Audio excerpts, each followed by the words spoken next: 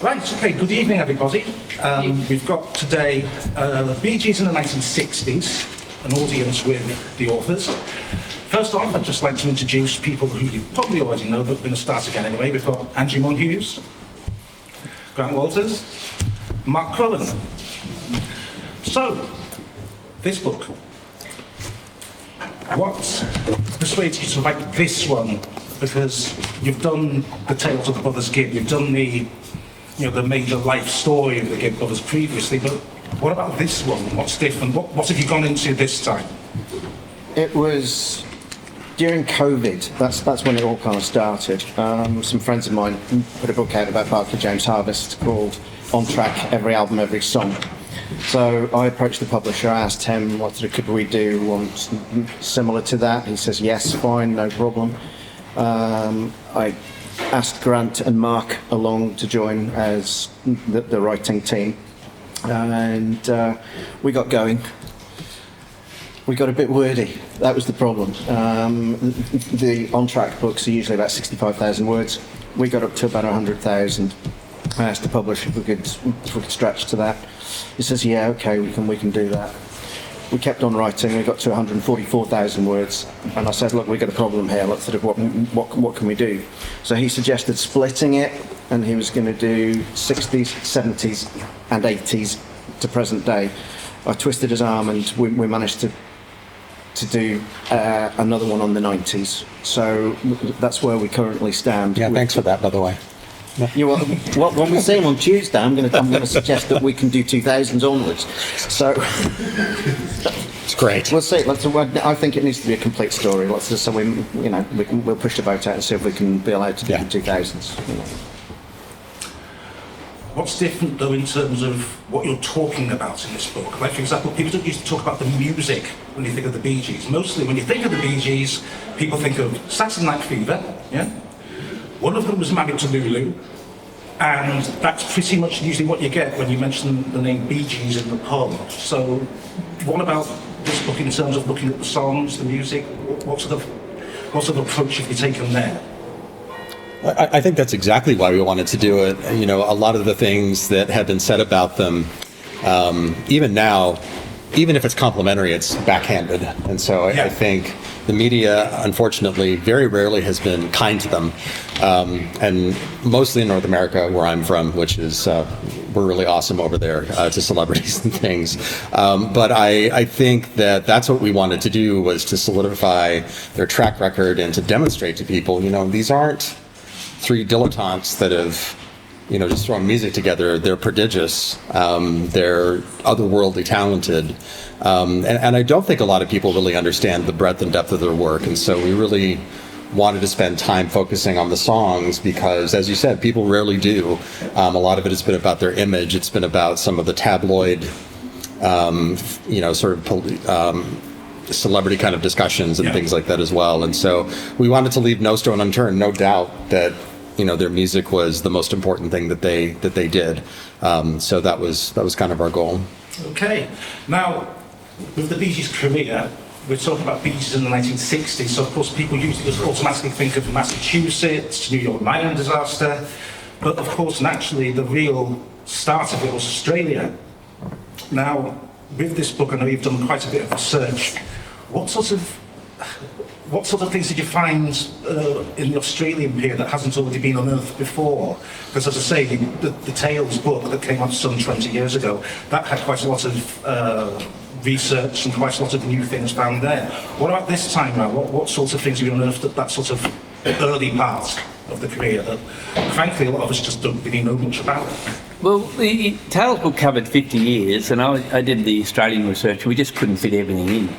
And we put it all in and then we cut it back. So we basically interviewed every artist just about we could track down for the Tales book. So there was just too much. So with this book, the 60s book, we were able to put a lot more detail into every song, a lot more detail, which we had already ready to use in some ways. We just cut it out. So we just had to put that back in and just provide a lot more detail on the Australian side of it. The difference is that we didn't cover their personal aspects really much at all, where they travelled with the families issues that were going on or anything like that. Just covered the songs and Yeah. in a lot more detail than we could in the Tales book. Yeah, I would say that, we do include some biographical things, and, you can't avoid talking about certain things, but I think the agreement that we had was that we only talk about some of the more controversial stuff only as far as it serves how it impacted the music. Yeah. So we just sort of said, that was what we were going to do. So, it's not a true biography by any stretch of the imagination. So I think some folks have said to us, well, you left out some details. And I was like, well, that was, purposeful. Again, we really wanted to focus on how the records were made, and what went on behind them to support the records. So that was important to us. Well, that's one of the best things about the book, in my own humble opinion, because you're actually talking about the music and you're talking about the songs, which a lot of people just simply do not talk about. There's this sort of gap in mainstream music journalism where people don't really talk about Bee Gees songs, the songwriting process, the albums. People just don't really go there.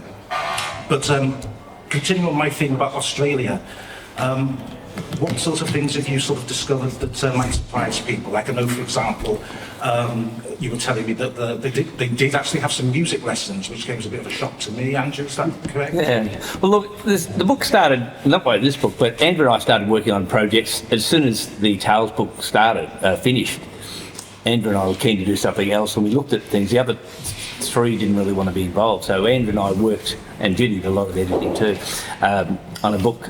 We just called it, what we called it? The Australian Years. Basically on the Australian Years. So we'd sort of written a book, complete book there, and we couldn't really find an editor there, so a publisher there. So that sort of failed. So these guys started alone. I joined this project a bit late, but we were able to incorporate a lot of the work that we did and the research we'd done there. Yeah. And with the one of the things that I did find out was they had some music lessons, only a couple,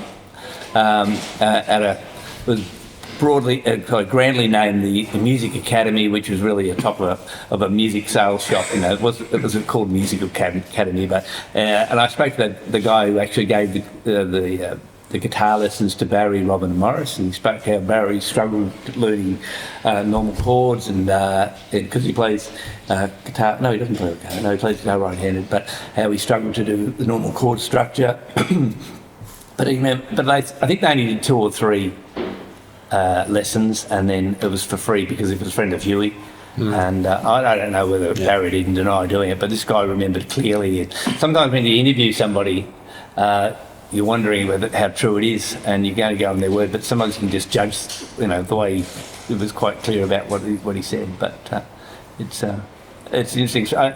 When we interviewed some of the Australian guys a couple of years ago, I was telling Grant yesterday, I interviewed a bloke named Johnny Devlin. And sometimes you end up telling them more information, giving them more information than you're giving back. You did that, and they're saying, "Did I?" Yeah, you did, and that gets difficult. And then, but this Johnny Devlin, once I was interviewing, he actually said, "Look, I've got to go. There's a bushfire at my back door."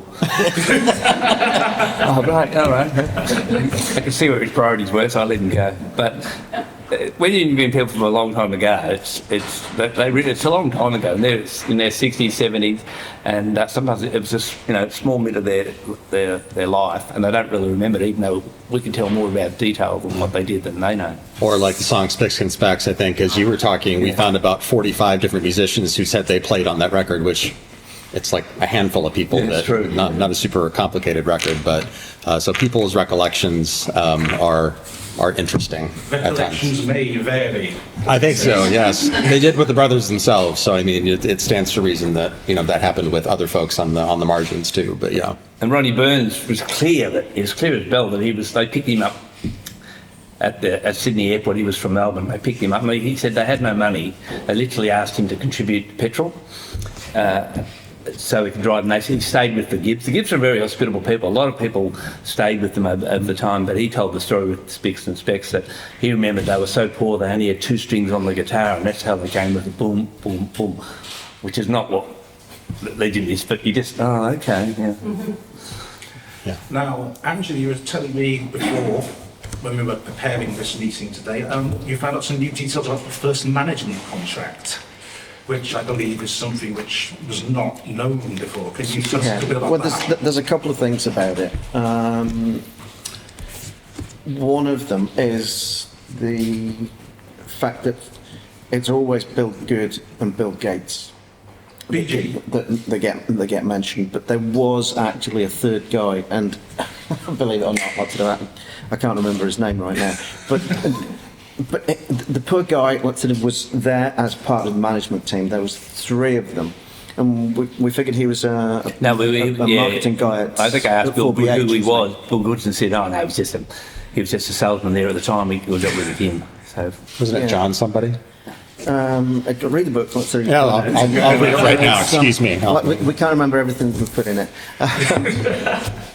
But the contract itself as well, it's often said that the group name was B.G apostrophe S. It wasn't.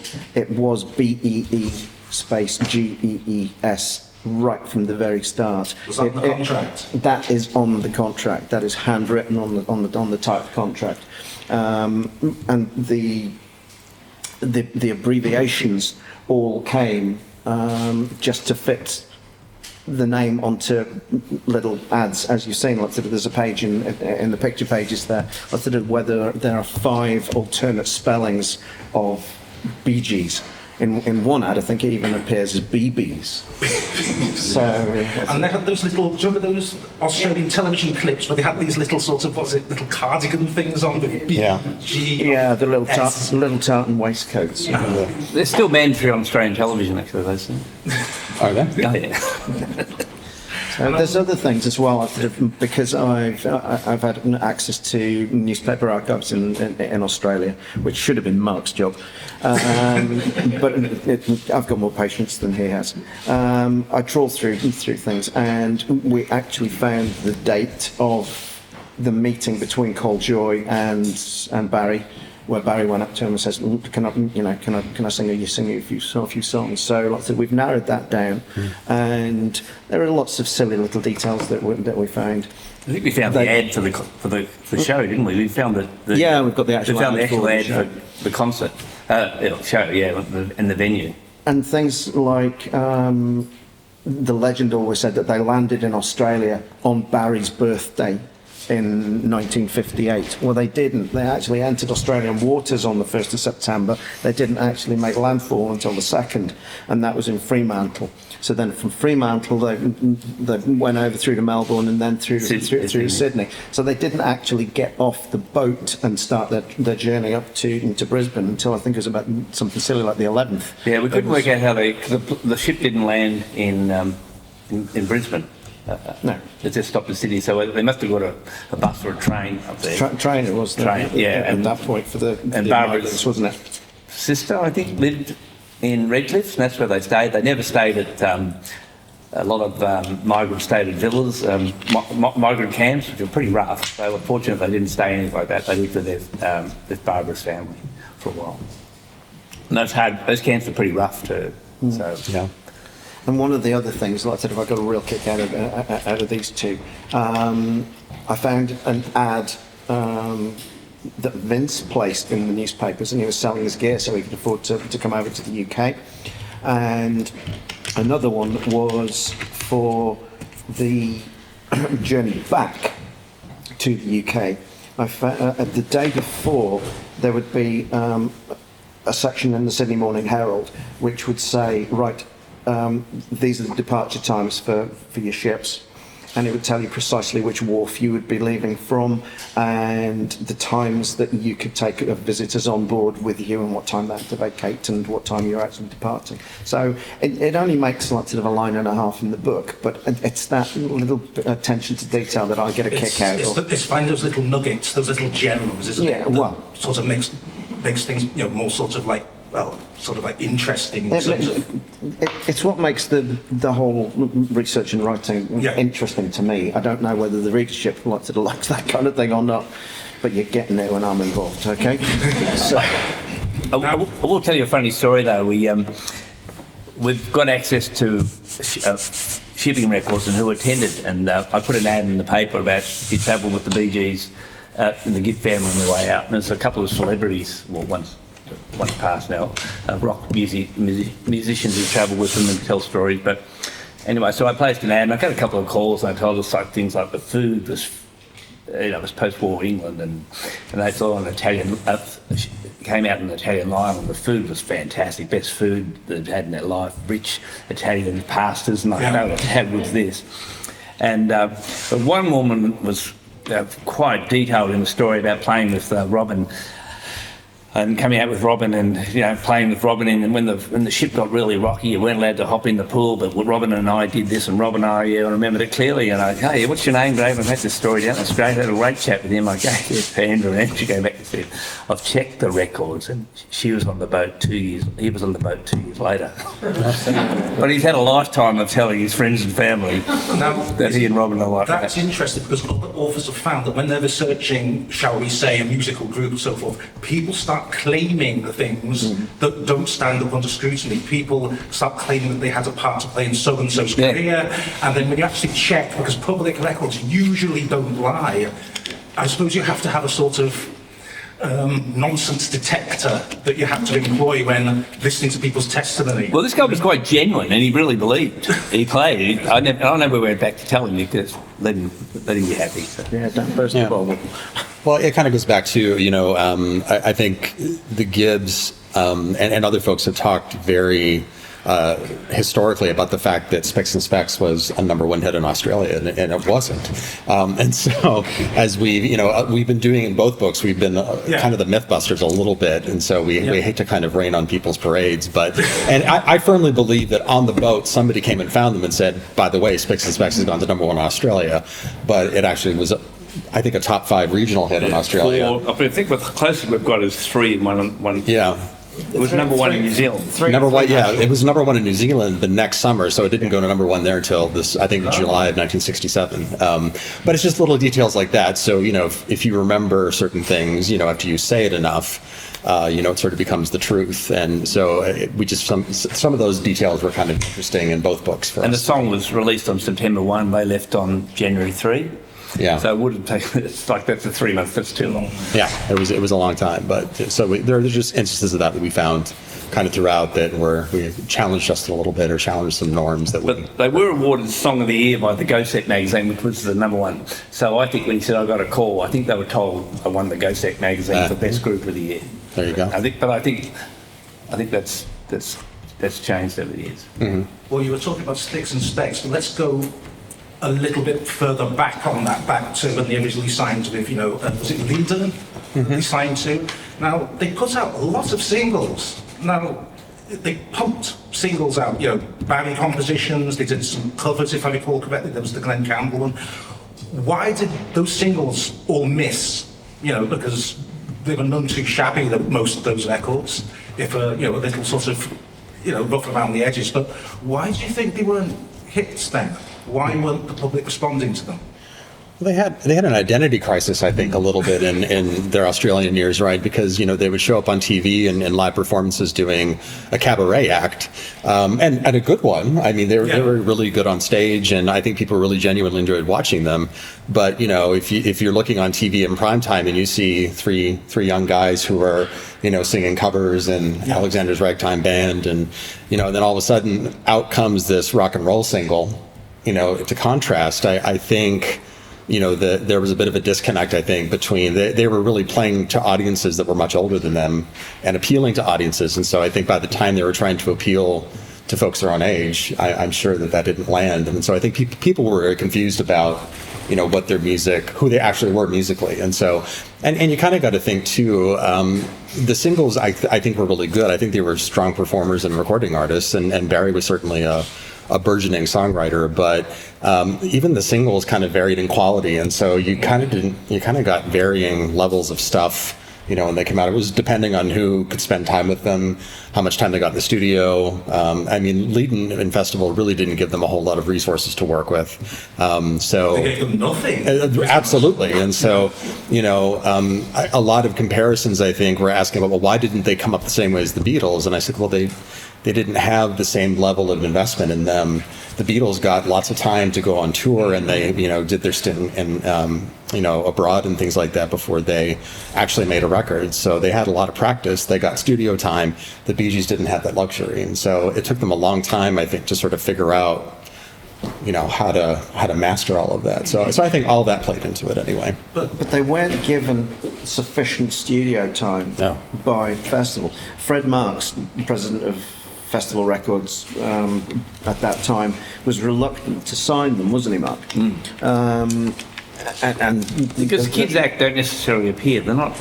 no, Don't necessarily sell a lot of records, and that's what they were. So kids. what happened? It was only due to persuasive Kevin Jacobson, Coljoy's brother.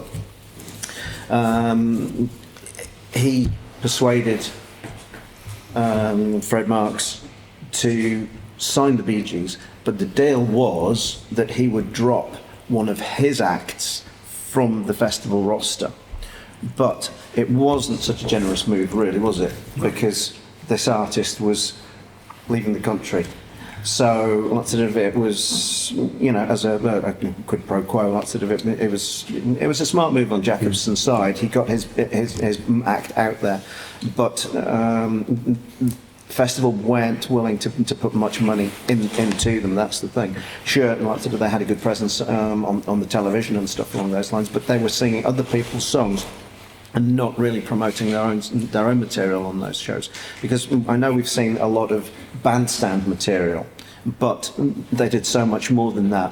They performed a lot of songs on Sing Sing Sing as well. The fellow artists loved them because that's why they're on so many. In fact, I wanted to do I was involved with a CD that came out called Assault the Vaults, which is all their songs covered by other artists. And what a great CD that was. Yeah, we wanted to do another one too, but I think there's another one. I always wanted to do another one called Voices, in which all the Australian tracks, and they're on the background because their harmonies are brilliant on those, and because the other artists wanted them. All the top artists of the festival wanted them as just as background artists, not necessarily their songs, but they wanted them singing their songs. But despite what we're saying about they didn't get much studio time and the record label didn't have much faith in them, Australia, in terms of the music industry, it would have been a very small industry at the time. Now, could that possibly have helped them in terms of particularly Barry, who was the first one to sort of blossom in terms of songwriting? Do you think that maybe that smaller industry in Australia helped Barry get noticed, as opposed to, say, if he was just another Liverpool songwriter or just another Manchester songwriter? Do you feel that perhaps Australia helped them get a foot into the industry itself? Or would you disagree with that? Definitely agree, because in Australia they were promoting Australian artists. So when you actually buy a single, they'd actually write, "This is an Australian That's copy." right, yes. Yeah. And blokes like who recorded his second single? Coljoy? No, second. Lonnie Lee. Lonnie Lee said, we actively looked for Australian artists, and it's Cold Joy. So they actually looked, if they had to have, a lot of these Americans, a lot of those stuff there were covers of American and British hits for do an Australian copy, Yeah. but they'd always look for an American copy, and we'd do a local copy, but they'd look for an Australian artist, and Barry wasn't considered an Englishman, he was considered Australian then and there. We need a local artist. So it really helped. Had it been in Britain, he would have been seen as a 15, 16-year-old kid, in my view, and part of the mill. But here, he was actively... So it helped him in that respect, in my view. It was important that he got signed to a publishing contract early on.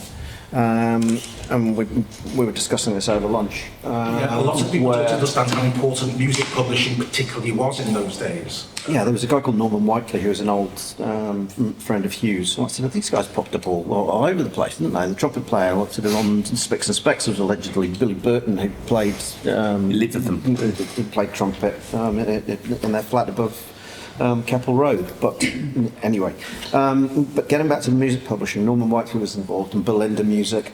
And then the most important person was Tony Brady, who was himself a recording artist in Australia.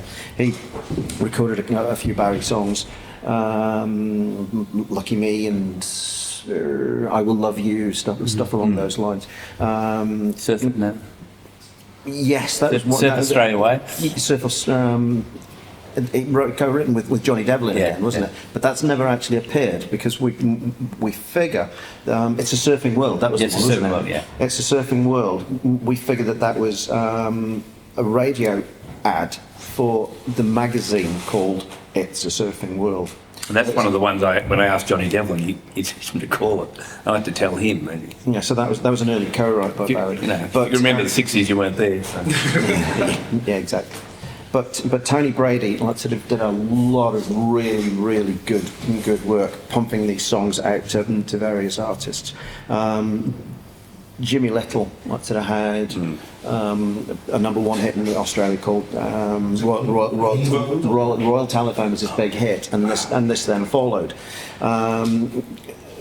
It was originally written with slightly different lyrics, but it needed to become a gospel song, so Barry went and changed it. Let's say some One Road to Happiness, One Road to Loneliness. Which one would you choose? But that song was then recorded by. This is the most covered song, apart from something like Spicks and Specks or Wine and Women in Australia, because it was actually picked up by a band from Ballarat called the Gospel Airs, and they recorded a version of that in 1964. There's only about 50 copies of that ever pressed, and then they re-recorded it again in 1968. Put this out as a picture cover EP, and there's about 200 of those out there. So that's one of the rarest cover versions that they did. But this was the first song by Barry Gibb to be covered outside of Australia, and this was picked up by a Dutch group called the Happy Four, and they translated it as Één Weg, so one road, instead of exactly the same, and that was 64. So that was the first song. So again, Tony Brady has done a fantastic job getting this lot. And Barry, you wouldn't even know that either, would he? I doubt Barry Gibb himself. I would doubt that Barry knows a lot of that stuff. And then, of course, the Bobby Darin visit to Australia, where he was given a load of songs, took them back over to the States. Bobby Darin then fed them through to Terry Melcher produced. Doris Day's son, Terry Melcher, like he was a record producer, and he then fed them out to Jimmy Boyd and to Wayne Newton as well. They were pretty high-profile stuff. And that was big news in Australian. That was big news in Australia that 15-year-old boy, because Wayne Newton was huge, and Jimmy Boyd had a big worldwide hit with. I saw Mother Kissing Sam. Yes. That was Jimmy Boyd, yeah. And so that was big news in a small market like Australia. This 15-year-old boy has his songs recorded overseas. It was big news. I mean, I'll split before my time, but there's media that says reports on it. Yeah. And another person, like with Tony Brady, Ozzy Byrne, that's a name which some of you may know, of course, appears on some of the early Polydor albums. He gave them studio time, if I recall correctly. Would you say that he was one, perhaps another Tony Brady type who actually pulled some strings for them, actually got them some perhaps more time to hone their craft? Another name should come into play at this point as well, Nat Kipner, because it all kind of starts to focus with getting involved with Ozzy giving them as much studio time as they wanted, and then the transition from Leiden Records through to Spin.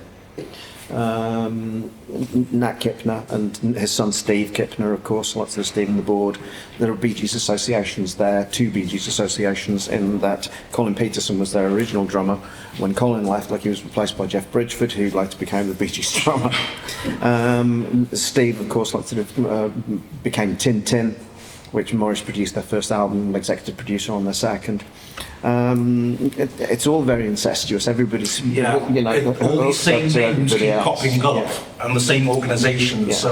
But the thing with St Clair Studio was that a lot of people from the Down Under label and things like that, they were all recording there. Nat also started co-writing with Morris at this point. So everybody was performing on everybody else's record. If you get Bee Gees doing backing vocals on somebody's record, somebody else would play drums. They had access to this basically a self-built studio, which was the back of a butcher shop, as everyone knows, and Yep. they had it all wired in and tubed in the music to give it a special sound. But they didn't have to pay for their recording time. As I said, they just paid in other ways. And they virtually lived at the studio. They slept there, and It's just as well. and had a They wouldn't charge Yeah. the studio time. yeah, they loved record it. label was true. And they were real studio animals. They just loved the whole concept, particularly Barry, I think. And they just were able to live there and they backed other artists, and it was just a really good environment to work at. They were really lucky with Ozzy. Yeah. Well, he was really patient too. I mean, I think folks have asked us about Hugh recently, about Hugh Gibb, and about how much, sort of musical influence he had, which was not a tremendous amount. And so Ozzy, I think, also had a paternal role to some extent, in having patience and, sort of showing them what he knew. That was when Morris, I think, really sort of came to his own in discovering instrumentation and having the time, to be able to, work through some things. And I think he got so much better. And that's why you hear such a distinct difference between whatever they recorded in 1965 and whatever came out on Monday's Rain and Spicks and Specks was, so much different. You can hear, what that investment did for them. And so that was, that was what started a lot of things for them. Could that partly be that after all that experience they got there with Ozzy in the studio, perhaps they started to feel innately that they needed to move on and perhaps go back to England or go to New York or something Maybe. like that? Yeah, I think that was part of it, certainly.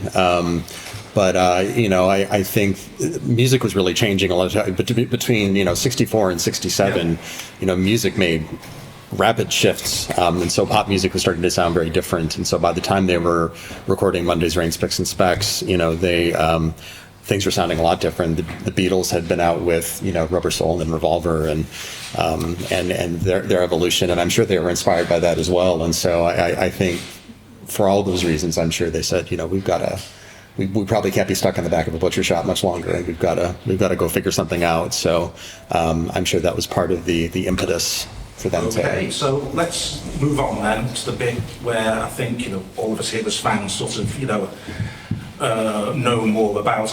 I dare say. Back to England. Yeah. Okay, back to England. They got off the boat, and then of course Robert Stigwood, the legend. This is Robert Stigwood enters the frame. Okay. Now, Bee Gees first. We've been talking about the Australian era, but of course with Bee Gees first, as good as some of the later Aussie songs were, bang, as soon as Bee Gees first came out, the quality, but you can't argue the quality is a massive step up. As soon as you hear that album, it's a Stone Cold classic. They knew that they had to up their game as soon as they arrived in England, and they really did it with that album. It is a great album. Yeah, absolutely. Do you have any sort of comments on the album yourself in terms of having listened to it again for the book? Do you feel... We revisited each and every album, and we sat there and we listened to songs. Somebody would go in, they would write something about it, then somebody else would go in and pitch in their thoughts on each song. And we eventually kind of shaped things into the final product. We felt that it was better that we had a three-person writing team rather than a single person or two people. You've got a casting vote to when you've got three people there. So yes, we listened to everything all over again. We in wrote real time. I mean, you actually sat down right, we're listening to that album this week, and you go through it song by song. It wasn't a rigid kind of timetable. Like I said, if I might be listening to first, Mark might be listening to Odessa, and Grant be listening to Idea or something like that. There was no rigid form, was there? The interesting thing is you'd find a song where I love it, and I'm thinking of one song, not off this album, but there'd be times where I really like a song or didn't like a song, and someone would disagree. So somewhere you have to merge both opinions into it. That'd be the interesting Did you have part. any sort of rows or? Not rows, but, you know, Andrew's in charge, so, you know. Yeah, I mean, He just sacks you if you don't go along with him, really. I- I- He's a pretty tough No boss. change there then? We didn't row. I'd go up into But a somehow corner and it's sulk interesting. occasionally, but that's it. There are things that you really like. You know, it's just in our general discussions, even on the Facebook pages. There's a song like, which isn't in this group, like "Dearest," which I can't stand. And That's the but next some people, oh, so obviously anyone really likes it. But oh, what a great song! But you know, it's.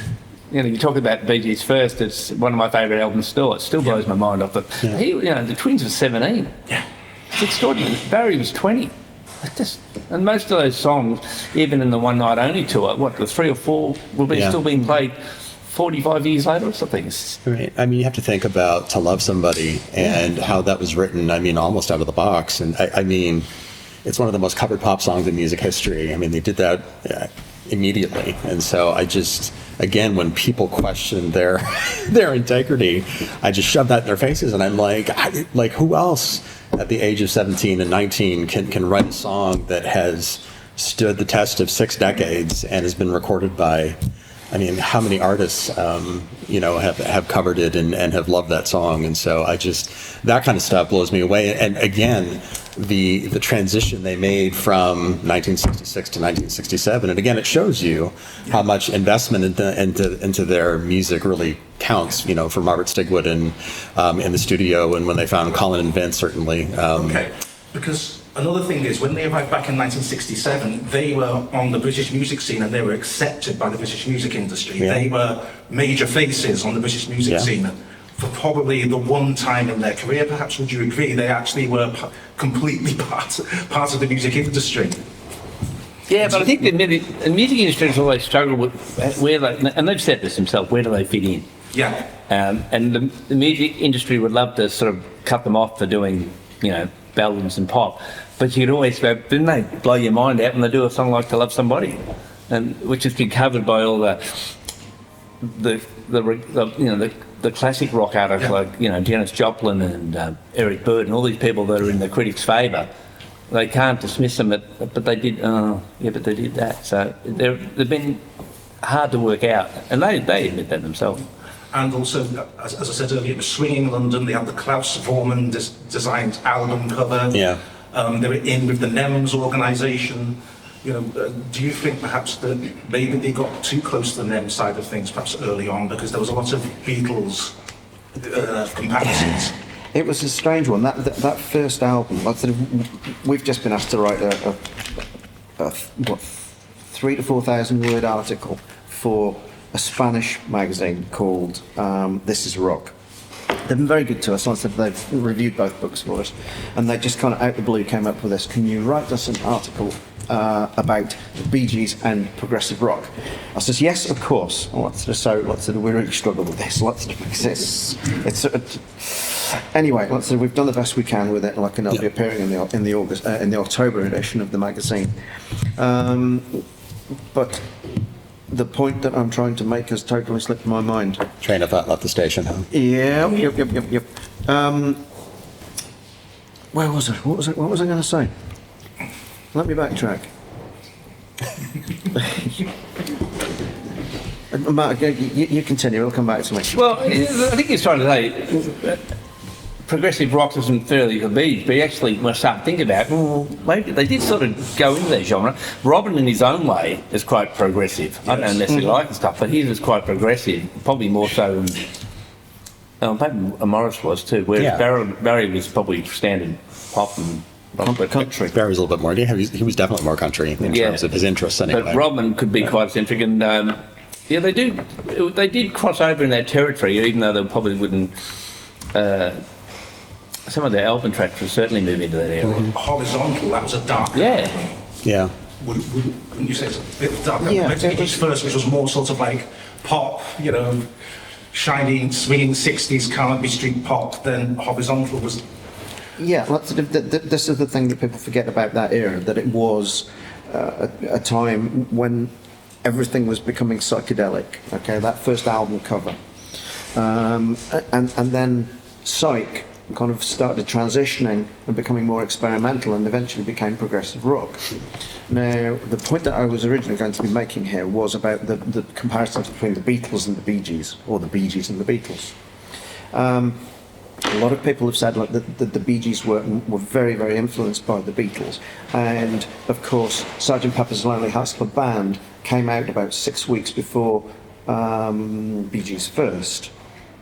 But both albums completed their recording on the 21st of April 1967. Now, I know they were both NEMS artists, and there could have been crossover and acetates and stuff like that could have been played in the offices and stuff along those lines. But the Bee Gees were creative enough not to need influence like that. The latest influence that they could really have had was from Revolver. Yep. You know, Yep. and I don't know whether it was a particularly good idea by Robert Stigwood to involve Klaus Voormann with creating the artwork for Bee Gees First. Ultimately, they trumped the Beatles by having him do the American cover for Idea as well. But I don't think that really helped the comparisons with the Beatles. They need to try and distance that kind of thing. I agree with that too. What I love about Bee Gees First and the rest of the 60s albums, they had this sort of fearlessness, and they were not afraid to be weird.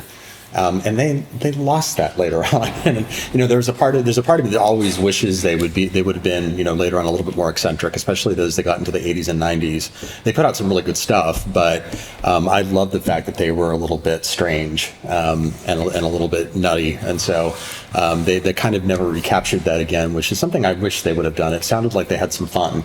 On those earliest albums anyway, and I think things got a lot more serious, which makes sense. I mean, they got a lot better at making records as they went on, especially on their own, but there are parts of me that kind of think it would be nice for them to kind of lose it a little bit and get kind of strange, and You had Bee Gees First, then there was Horizontal. So they released 2 albums in a really short space of time. Then you've got Idea, which of course was more of a sort of mainstream sound. Yeah, I personally think Idea was a turning point for them, and not necessarily good. They became almost a ballads band there. Whereas Horizontal, I think the rock press were trying to work out what the hell, these were unusual, had their own sound.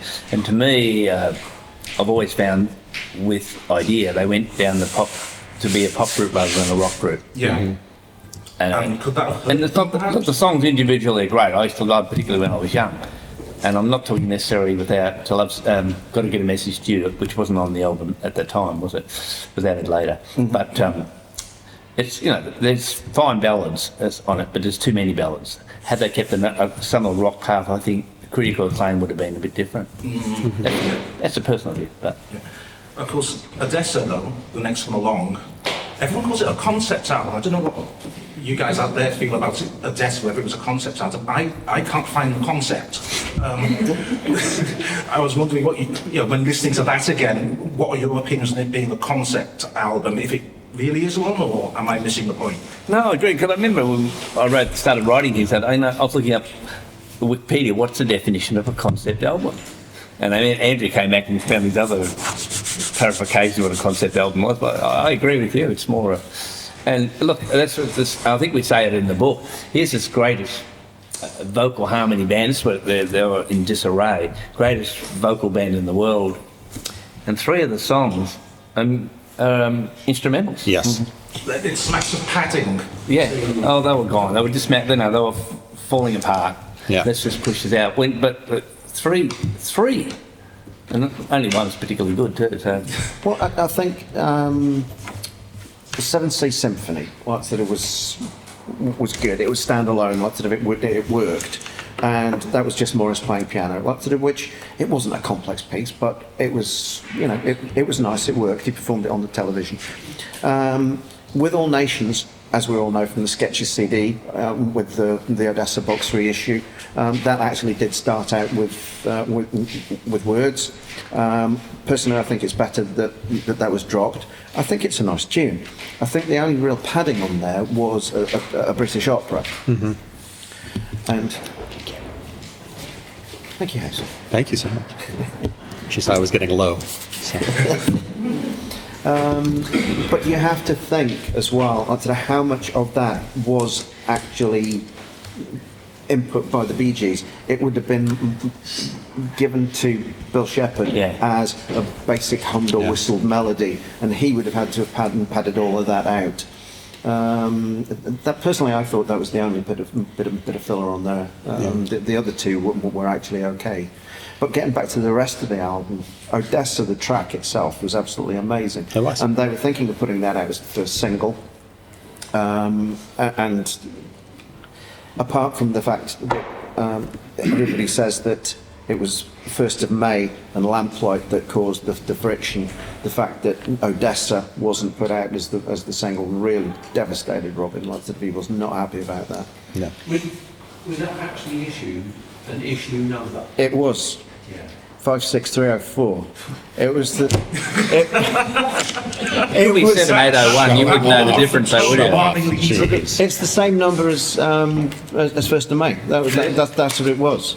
Yeah. Because I remember going into Smith's donkeys years ago and picking up a book on record releases. Don't ask me the name of it. It'd be the Rare Record Price Guide from Record Collecting. And it was in there as Odessa, I think part 1 and part 2. Yeah, they were because they were talking about splitting it. Yeah. Over 2 sides, but it was only 7 minutes 11 seconds. Okay. Now, the debate was: do we do this or don't we do it? Now, we're talking the era of Hey Jude and MacArthur Park, which had been put out as singles, and they'd all just been on one side. So they could have done this, but whether it would have been commercially successful or not remains to be seen. The other two certainly were, and you've got things like Bohemian Rhapsody, which was just as adventurous a number of years later. It's a shame that they didn't put that one out as a single. It would have been really, really interesting. It would have been a game changer for the Bee Gees, but they probably wouldn't have split up, and we probably wouldn't have had as long as a career as they've had now. It's a what-if kind of situation, isn't it? Yeah. And just getting on about concept albums, wasn't that just jumping on a bandwagon because the press rules on about other groups doing a concept album? It was going to be called Masterpiece, wasn't it? Yeah, Masterpiece Theatre or But it was something, P-E-A-C-E. Yeah. That was a pun on the American political scene, and an American opera, which again was the same.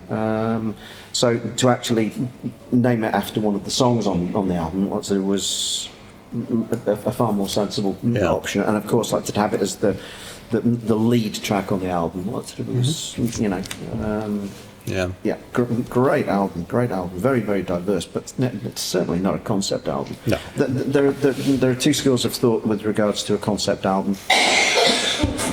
One is that all the songs have a common theme, and it's linked and it tells a story and it has a conclusion. The other is that it's just a cohesive set of songs which is just a great album. But I don't quite understand why it then gets tagged with concept. Lots of Phil, lots of you're into prog and stuff like that. Lots of it doesn't work for me as a concept album, even if it's a great set of songs. Every Bee Gees album's a concept in that respect, then, isn't it? The Split. The Split. Yeah. Such a shame. Well done. Well, let's talk about Robert Stigler here. When you talk about Split, he gets a lot of kudos. I don't think he managed them that well at all at that point. Really? I think he drove. Shots fired. Yeah. Oh, goodness. Well, they're young men. They're tired. He must have seen they were taking various drugs, pushing them to recording. As his manager, I think he's got to take some responsibility there too, and also having his favourites. Yeah. Their recording and touring schedule, even as they're putting, absolutely brutal. And I mean, they were young and resilient, obviously, but there's only so far you can push. You can take everything that throws at you, but eventually. It's cumulative, right? And so when you take a look at all the things they were being expected to do, and all of a sudden shows were getting canceled, and albums were kind of falling apart and things. So I mean, he really. As much as he was persistent and wanted them to be at their best, I mean, he really pushed them. And so at some point when you start mixing fatigue with drugs and alcohol and I think yes, and the politics of everything, and they're a family. Things are complicated enough when you're a family, and adding business into that as well is And difficult. all the girls and what, Oh, and girls' yes. wives are having an opinion now. You know what they're like. Absolutely. So I think it was sort of the perfect storm for something to go wrong. I think they're kind of lucky that's all that happened. So, I think the split was awful for them, but I think that certainly things could have been much worse. And they did happen in other groups, thinking about the Beach Boys and thinking about the Stones and things like that, members died. And so I think that's, I'm glad that's all that sort of transpired, but still very damaging and really devastating for them. Yeah, because of course, if you look back at the press cuttings from things like the New Musical Express, they were firing shots at one another, egged on by journalists. And do you feel that might have had an effect on the record sales of the group? Because we're getting towards the 70s. I'm not going to go there because that's a subject for another time. But do you feel that they perhaps did arguably some irreparable PR damage In Britain. at that time? In Britain. In Britain, they did, yeah. It didn't Fergus in my country in Australia, and I don't doubt it. You weren't born then, but No, I was not, but America loves a good fight, so Right. yeah, they were probably fine there. it would play out probably even worse now with the internet. But yeah, so it probably had an effect in Britain.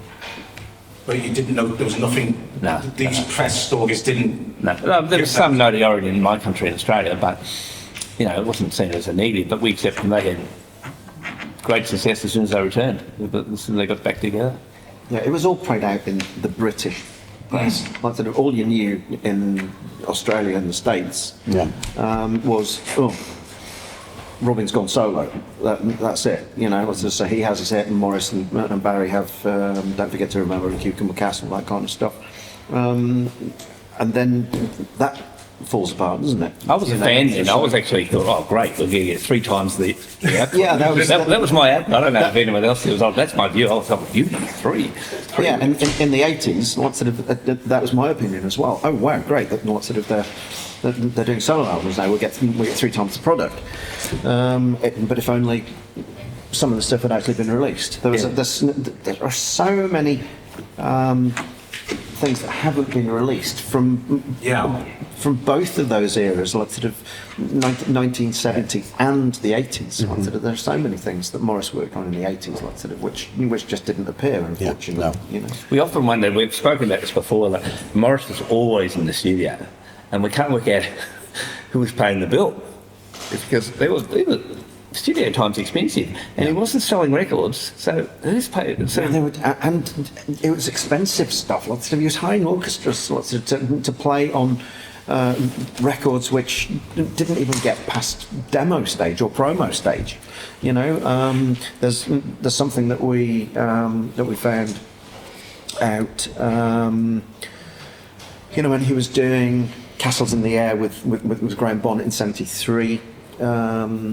Adrienne Poster, who was Graham's girlfriend at the time, she recorded under the Moby production team as well. And that single's never actually surfaced. But who was paying the bill? These are expensive bills. But they made that record. But where'd it go? But for all Stigwood's faults, which I said, at the same time he must have been investing for the future. Yeah. I'll back Morrison there, and then he found him. I better find him. I wonder if he found him the theatre project to get him out of the studio. Maybe expensive. I don't know. But, Go play on stage for a bit. Yeah. Costing you too much money. But I wonder, who paid those bills? He's got a producer in there. He's got studio engineers in there. Probably got a couple of musicians. Someone's got to pay him. Yeah, Probably Stigwood. probably. And he must be handing the bill, and Stiggy's not seeing any output. And then Stiggy was in love with Barry Gibb. Morris just came along. Yeah, and we're getting into the 70s, but a lot of the stuff that he was doing at that point was for Winsack. So Jack Winsley and Bob Saker. So they were actually operating out of the Stigwood offices in Brook Street as well. So Winsack funding the productions by Moby, I mean, we don't necessarily cover these sort of things in the book specifically, but these are questions that we've raised ourselves amongst ourselves. A lot. Yeah.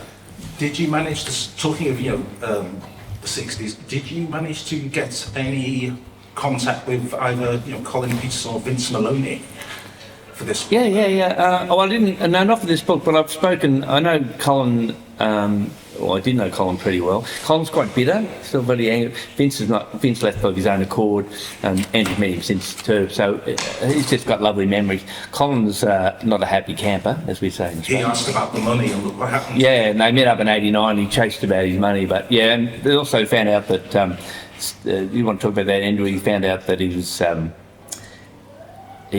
when Colin wanted to leave, or when Colin was sacked, he couldn't use the Bee Gees name. Apparently, he couldn't even be a drummer. He wasn't allowed to drum for a living. He That's wasn't allowed extraordinary. Yeah, like you couldn't do that nowadays.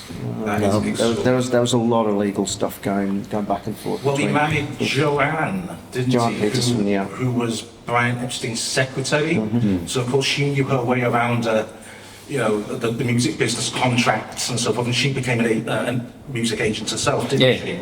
So, Yeah, obviously, he had, again, the wife comes in with an opinion on the business side of things, and then, of course, Colin goes to Mr. Stevens saying, "Can I look at the books, please?" And with disastrous results. Yeah. Yeah. Yeah, I went out to dinner with Colin, shouted him lunch, but he wasn't. It was sort of sad, he was just a really angry man. Where Vince, the opposite, just happy for his time there. And I really, to be honest, I didn't enjoy Colin's company at all. He's just a bitter, Really? just a bitter man. So He's been doing some tours, I believe. Yeah, in he Australia, toured- doing like an evening with. he tours with an Australian Bee Gees tribute band. He goes out and talks. I haven't been, but yeah. Interesting. So are there any plans for the three of you to actually go out touring as the Bee Gees? That's all. Yeah, but his wife just, I think, released, or people was about to. His ex-wife now has written a really interesting bio herself, I think, because she's had a really interesting life. And I think she was good friends with Lulu, and she tells some wonderful anecdotes about that. She's actually personal connection here. She's my brother-in-law's aunt. Oh, Yes, she's nice, isn't she? I haven't met her. Yeah. I've seen interviews with her. She's wonderful. Yeah, I've seen interviews, but it's interesting because they were already together, my sister and my brother-in-law, before I knew. So Yeah. Wow, interesting. Well, You've talked about Colin, Vince, obviously, like sort of with Yeah. the with the '60s book, was He wrote a little something. was quite involved. Yeah. Spencer, Robin's eldest son, agreed to write the forwards for all 4 books, which is great. Grant will tell you a little bit more about that shortly. Yeah, sure. But we thought, why not? Let's sort of have 2 forwards. If we can get somebody else that was close to the subject matter, let's ask Vince. So we did. He readily agreed to do so. He gave us some good input into that one as well, and in the '70s book as well. When he wrote a couple of songs with Barry in '76. One of them's just come out, Let It Ride. Yeah. He's reworked it with his new group, Tall Poppy Syndrome, which features a guy called Clem Burke, Blondie's drummer, on drums as well. And Barry somewhere back in the mix. No, when Judy and I were talking to Vince about this, his initial intention was to try and use the original recording and embellish it slightly, and to also involve Colin Peterson on it. I think he just wanted him playing tambourine or something, or just to say that they had the 3 surviving Bee Gees playing on it. That didn't transpire, unfortunately. So it's just Vince plus And a new recording. plus the band, and it's a new recording. Yeah. So yeah, but good to have the song out there. It's actually quite good. Yeah. So Yeah, I'd agree. yeah. But Vince, some of you probably had a pre-order of the book. Vince was very kind to sit at a table for several hours over some cappuccinos Yeah. and sign some books for us. So he's been I very, signed very about 8 positive. books this afternoon and nearly dislocated my shoulder. So you can imagine how poor old Vince felt. Yeah. So but, yeah. very, very nice guy. Yeah. So, I think at this point in the proceedings, I'd like to ask the audience, are there any questions? I know we've had a few already, but this is the point of the proceedings where has anyone got any questions here to ask our experts at all? Robin? Yeah, so I participate in a music discussion group where we review albums very in a lot of depth, and I offered a decimal for discussion, and the others were not Bee Gees followers at all, and it surprised them, which I knew it would. But one comment that was made, and it was not meant to be a criticism, but it was that the Bee Gees were brilliant at doing stuff that they liked. They'd find a style, they were brilliant at doing it, but they weren't innovators. They weren't musical innovators. They'll do some Netherlands, they'll do some Beatles. Yeah. Just wanted to... I've heard that before. Yeah, like they struggled for an identity, if I may, until the Beatles came along. And that's what we're doing. We'll do this, and because we can do that. We can outdo the Beatles. They'll do that. And they found an identity, and what are we going to do? We can do R&B. We can do it better than them, and they could. But sometimes they struggle. Yeah, they're very. I've heard that said before too. In some way they're not copy artists, but they take a trend. They don't necessarily make up many trends, but they make it better in some ways. They drive a trend. They've always liked that sort of pick and mix, varied style on most of their albums, particularly the 60s stuff, and also even with later albums like This Is Where It Came In and so forth. There's varying styles on the album. It's not just all one style of song. Yeah, but they'll even say it themselves. They'll say like, they'll say, let's do a Tom Jones song. They say that themselves. Well, let's do a song, and they might turn that in their own format. But they say, well, let's do a Cliff Richard song. Words. Let's do a Seekers song. Massachusetts. Yeah. I understand exactly where they're coming from. Sometimes I think that where does something like Craig Smith and Kirk's? I don't know. But that's brilliant. But sometimes they have their own. But quite often what's the trend? We can do that. And we can do it better, and they can do it better. I would argue they were more innovative in the late 70s, and I think certainly they had Carl and Albie's help with that, but I think they were a little bit more innovative than people give them credit for. But for the most part, I agree. I think sometimes when they were innovative, it was not by accident, but I think that they, I think they were sort of reluctant to blaze trails sometimes. But I would argue that later on between 76 and 79, they were probably more innovative than I think people gave them credit for. But I think. I spoke over. Just on my pitching on this one. Innovative. Lots of it's a strange kind of word. especially when you say it like that.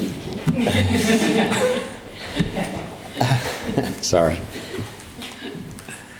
Let's think about Robin's Reign, for instance, like in the drum machine. That was Saved by the Bell was the first hit single to feature a drum machine. Okay, so The Bell's here. The bell tolls. Right on cue. Thank you. Saved by the Bell. So whether that was looked upon as being innovative at that point or not, I don't know. They were always kind of at the forefront of technology. Like this will come more into the fore. Like when we start writing the '80s book. Did you know that the Bee Gees owned a Fairlight? Did you know the Bee Gees were one of the first bands to own a Synclavier? That kind of stuff. One of the first digital studios and stuff like that. They were right at the forefront of technology, in pretty much everything. They adapted to the styles of what was going on at the time. Barry specifically in the early 60s in Australia. Barry wrote a lot of surf songs and stuff like that. Country songs, gospel songs. He could write to order. And innovative, I don't know, but influential. Yeah. There's two kind of sides to it. Do you understand what I'm saying? You're talking about technology and you're talking about songwriting. And songwriting, yeah. So, when you're talking songwriting, it's slightly different, but that's where they become more influential, I think. Everybody was more influenced by them, so everybody copied what they were doing, or put their own kind of slant on things. But yeah, I think they were up there as innovators in terms of a lot of the sounds that they were coming up with. Morris, and that weird noise on You Win Again and stuff like that. And how many times have they been sampled for stuff? Yeah, a lot. A lot of stuff. Well, You Know Again was sampled by Michael Jackson for a track called Ghosts. And so he went and, what's that? I did not know that. Yeah, well, it wasn't released on an album per se. He did a video album, I think it was in maybe 99 or 2000 or something like that.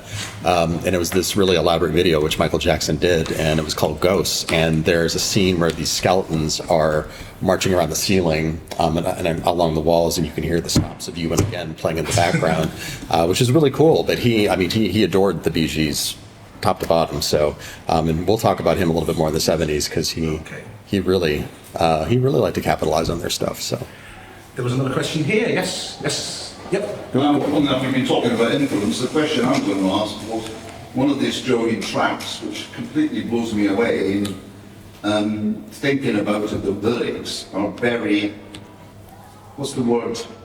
Sort of racist and brave. Very brave and what I think about them trading up the And the children laughing. oh, the children laughing. Very brave. Yeah. He's basically on home soil. Yeah. Yeah. The policy is whatever it was. Yeah, very Bob Dylan-ish, isn't it? Yeah. It sounds a lot like Even Destruction by Barry McGuire. Yeah. Wondered if you think if there was any flack on that they No, got. not that I recall. But it's one of the few songs. I mean, I find it's a really interesting song because they rarely strayed into any social comments at all. And when they did, I thought they were bloody ignorant, or out of their depth anyway. But I love the way he tried on that. I don't think it works quite well, but he even did it like can't even fit all the words into the line. Yes. Sometimes he hurries up like Elton John does. It's a great song, but no, there was nothing. But it was a B-side anyway, so but it got. I don't think people pay It's a much really attention. interesting. I think we say in the book it was such an interesting. He was 18 or 19 at the time, but for a guy like that to write that, it shows he was listening to Bob Dylan. What an influence he was. It was a good attempt.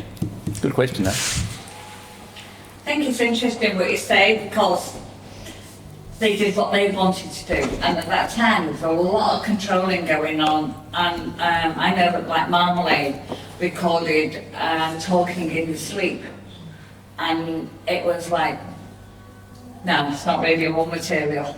And so they did record it as a single, and then 4 years later or something, Crystal Gale has. And went on with it.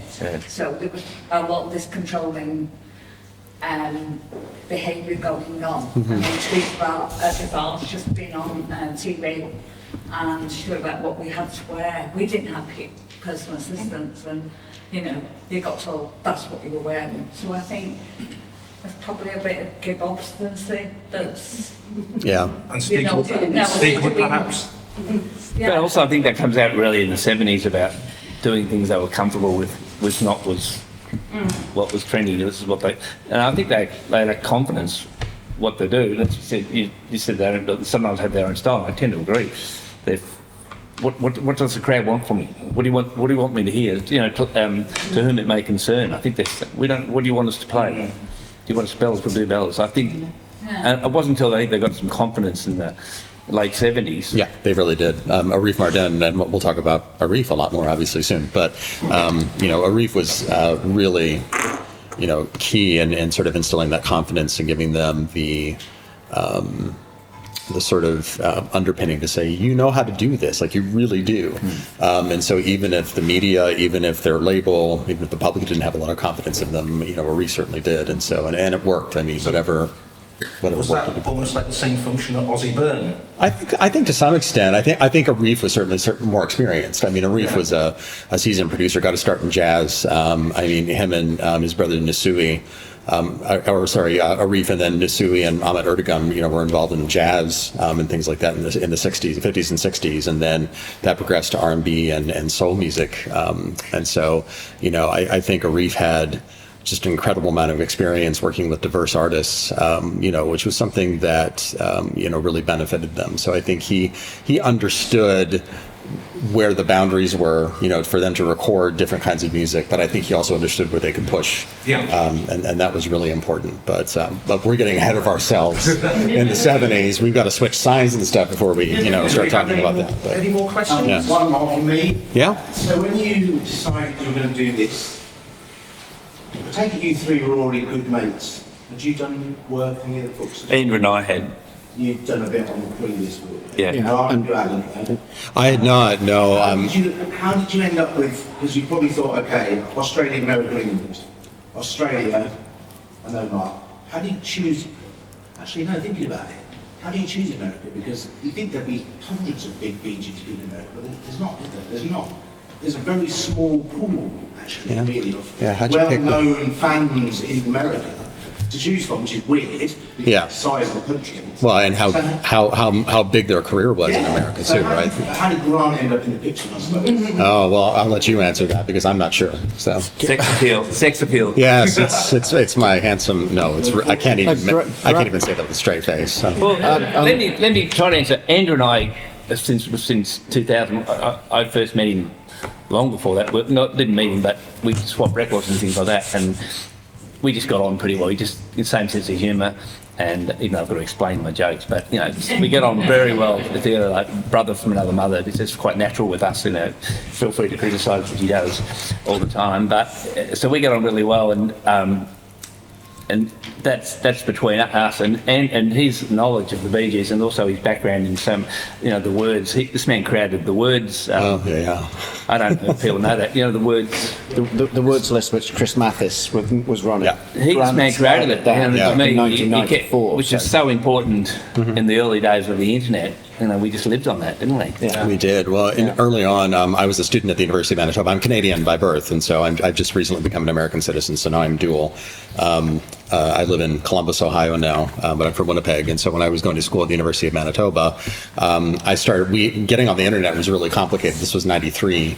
Not everybody could get an internet account. You had to apply specially for one, and you had to sign a bunch of forms, and IT had to look over them and process them. So, it took weeks for me to get an internet account. And once I did, we were doing stuff in these big Unix computers. And so I started coming across some of these listservs. And so I think I joined one for Elton John. I joined one for REM and a couple of other bands. And I was like, well, the Bee Gees don't have one. So I contacted my system administrator and said, how hard is this to set up? He's like, it's not. I said, I'll just enter in a couple of things. And it's yours, here's how you manage it. And, once I opened that up, and this was just after Sizes and Everything came out. So, right as Sizes and Everything came out. And so once I did, we started having folks signing up. And so that's how I started to get to know these two. And then eventually Dan and Judy and Robin and a bunch of folks and Paul joining up and things like that. So we started to get to know folks. And Andrew wasn't on very long, kept getting kicked off for that's true. poor behaviour. After I gave over the reins to Chris, he found himself in some trouble. But so we've been corresponding for years. I didn't meet Andrew in person until 2018, and this was the first time I met Mark in person. We haven't never met face to face before. So, but I'm a part-time journalist in Columbus, and so I interview bands and comedians all the time. It's not every day of the week that you get a message first thing in the morning from somebody saying, I just get off the phone with Alice Cooper, And just before you left, you interviewed Craig Ferguson. I did. So, Yeah. but the list is that long. Edie Brickell, Grant was too shy to ask, how's Paul? Yeah, I But, couldn't do that. But I'll tell you, when we did the first book I talked about, with we had a bit of trouble with language and culture. Remember when the Bee Gees walked off the stage because he referred to them as La Tossers? And Joe in America said, well, what's a tosser? And I'm in the middle, sort of in Australia. So we're having this three-way internet discussion. Well, it's like a wanker. And he goes, no, you can't say that. It's like a different connotation. And there's another word I won't even use to describe, can I use that word? An attractive woman?